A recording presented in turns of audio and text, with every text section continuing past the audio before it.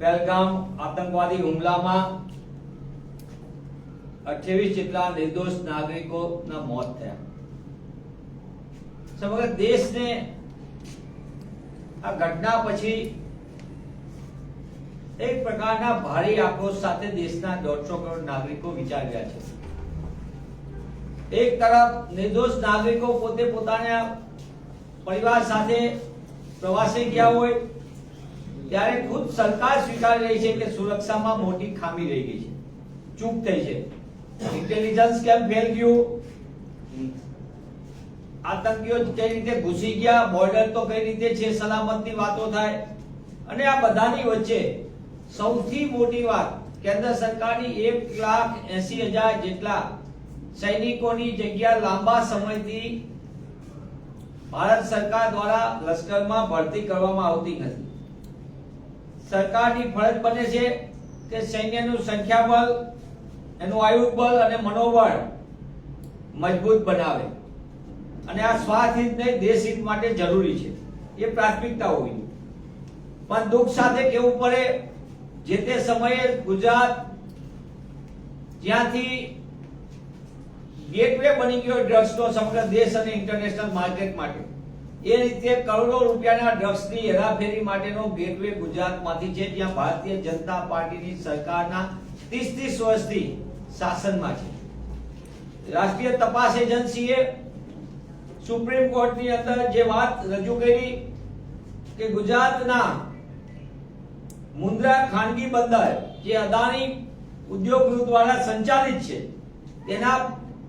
તે બંદર પરથી 21,000 કરોડનું 3,000 કિલો જેટલું ડ્રગ્સ પકડાણું હતું. ટેલ્કમ પાવડરના નામે એક કન્ટેનર હતું, એવી રીતે બીજા કન્ટેનરો તો ઘણા નીકળી ગયા કે નહીં, એ તપાસમાં બહાર હજી છે. પણ આ પકડાયેલો ડ્રગ્સ અને પહેલગામના આતંકવાદી હુમલાને સંબંધ છે. આ ઘણી જ ગંભીર અને ચિંતાનો વિષય આપણા સૌના માટે કે ડ્રગ્સના કારોબારથી દેશની યુવા પેઢી બરબાદ થાય, ગુજરાતના યુવાનો બરબાદ થાય, અને સાથોસાથ આ ડ્રગ્સના નાણાંથી કરોડો રૂપિયાથી લશ્કરે તોયબા જેવા આતંકવાદીઓ ભારતના નિર્દોષ નાગરિકોને મોતને ઘાટ ઉતારવા માટે આ જ નાણાંનો ઉપયોગ કરે. ત્યારે એક દેશના નાગરિક તરીકે, ભારતના નાગરિક તરીકે અમે માંગણી કરીએ છીએ કે સરકાર ને અમારા નેતા સન્માનીય રાહુલજી, અમારા રાષ્ટ્રીય અધ્યક્ષ સન્માનીય મલ્લિકાર્જુન સહિત સમગ્ર લોકોએ આ દેશ હિત માટે સંપૂર્ણપણે સરકાર જે પગલાં લે એનું સંપૂર્ણ સમર્થન જાહેર કર્યું છે.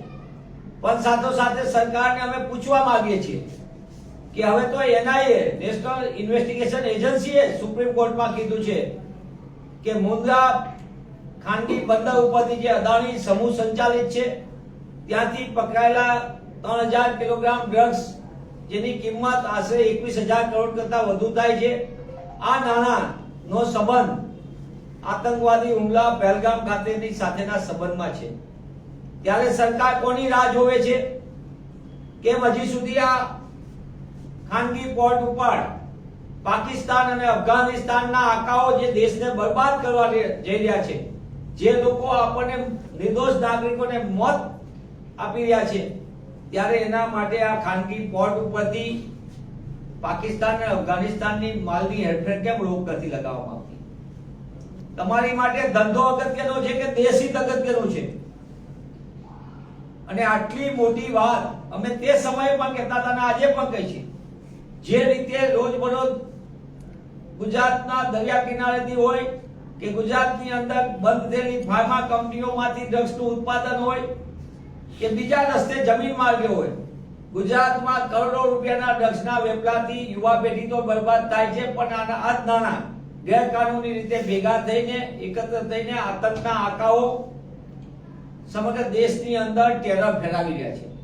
ત્યારે આતંકના આકાઓને રોકવા માટેની કમર તોડી નાખવા માટે સામૂહિક પ્રયત્નમાં સરકાર પણ ગમે તેવી આમ આંખ બંધ કરવાની નીતિમાંથી બહાર આવી સરકાર તાત્કાલિક તપાસ કરે. ત્યારે એક જ કન્ટેનર હતું કે બીજા કેટલા કન્ટેનરો હતા? બીજા કઈ કઈ પ્રકારના મોકલનાર અને રિસીવિંગ કરનાર કોણ હતા, અને આ સમગ્ર બાબતની અંદર તલસ્પર્શી રીતે પગલાં ભરાય તો જ ભવિષ્યમાં પહેલગામ જેવા આતંકી હુમલામાંથી આપણે નિર્દોષ નાગરિકને બચાવી શકાશે.